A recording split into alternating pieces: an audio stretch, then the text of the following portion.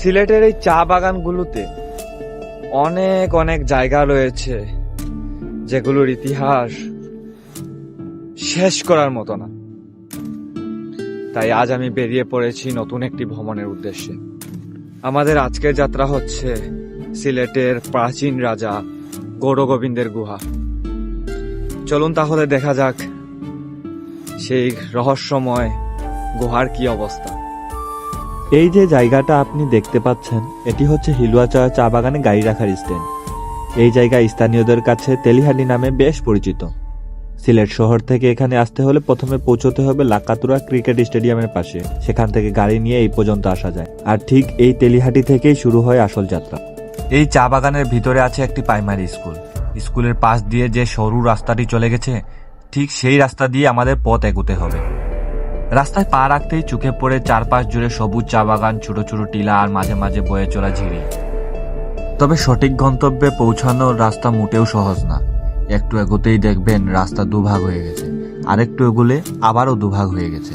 এমনটা চলতেই থাকে। দৃশ্যগুলো এতটাই সুন্দর যে হাঁটতে হাঁটতে কখন সময় চলে যায় বোঝাই যায় না। এই চা বাগানটায় গত কয়েক বছর ধরে সাইকেল রেসের জন্য বাছাই করা হচ্ছে। কারণ একটাই, এখানকার আঁকা বাঁকা রাস্তা আর প্রাকৃতিক সৌন্দর্য। সত্যি বলতে কি, এমন রাস্তা যে কারো মন কেড়ে নিতে বাধ্য। এই এলাকায় সাধারণত বানরের উৎপাত বেশ বেশি থাকে, যদিও আজ আমার চোখে একটাও পড়েনি। অবশেষে দীর্ঘ পথ পেরিয়ে আমরা এসে পৌঁছলাম আমাদের শেষ ঠিকানার কাছাকাছি।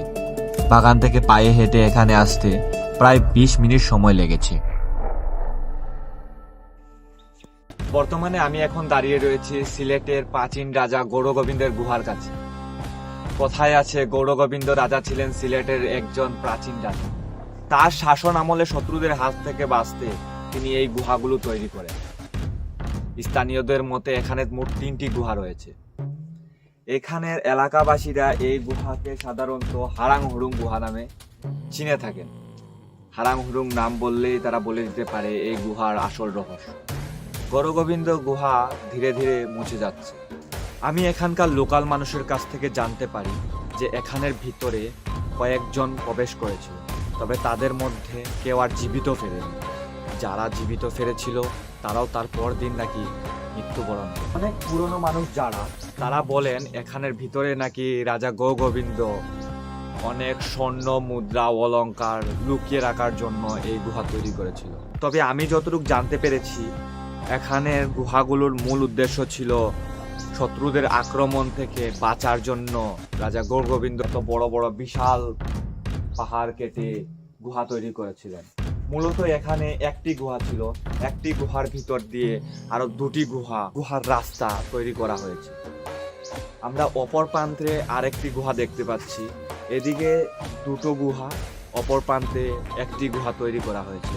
আমরা এখন সেই গুহার ধারে যাব এবং সেই গুহার ভিতরের পরিবেশ, ভিতরের অবস্থা কোন অবস্থায় আছে সেটা দেখার চেষ্টা করব। আমার পিছনে যে গুহাটি দেখতে পাচ্ছেন, এটি হচ্ছে 3য় নম্বর গুহা। 2টি গুহা ওই সাইডটি তৈরি করা হয়েছিল আর একটি গুহা এখানটায় তৈরি করা হয়েছিল। এখন আসলে কোন ঘটনাটা কেউ বলতে পারবে না যে কোন অবস্থায় কোন গুহা দিয়ে রাজা গৌরগোবিন্দ প্রবেশ করেছিলেন। এখানে যদি আপনি একা আসেন তাহলে আপনার গা শিউরে উঠবে, এটাই স্বাভাবিক। থমথমে পরিবেশ, চারদিকে নিস্তব্ধ, শুধু পাখির কলরল, আর মাঝে মাঝে তো জন্তু জানোয়ারের আওয়াজ থাকবে, এটাই স্বাভাবিক। আশেপাশে কেউ নেই, প্রায় 2 থেকে 3 কিলোমিটার দূরে কোনো বসত বাড়ি নেই এখানে। আসলে ভিডিও দেখে যতটা বোঝা যাবে, সরাসরি এখানে আসলে আপনি অনুভব করতে পারবেন আসলে পরিবেশটা কোন পর্যায়ে রয়েছে। আপনি যদি ইতিহাস ভালোবেসে থাকেন আর রহস্যময় জায়গা ঘুরে দেখতে চান, অথবা সিলেটে ঘুরতে এসেছেন, তাহলে গৌরগোবিন্দর গুহা আপনার ভ্রমণের তালিকায় রাখতেই পারেন। ও আপনাদের তো একটা কথা বলাই হয়নি, এই রাজা গৌরগোবিন্দের গুহা ফরেস্ট জঙ্গলের ঠিক পাশাপাশি পড়েছে। যেহেতু পাশাপাশি বন্যপ্রাণী থাকবেই, এটাই স্বাভাবিক। আপনার যদি ভাগ্য ভালো থাকে, হয়তো আপনি পথে যেতে যেতে অজগরও দেখতে পারেন।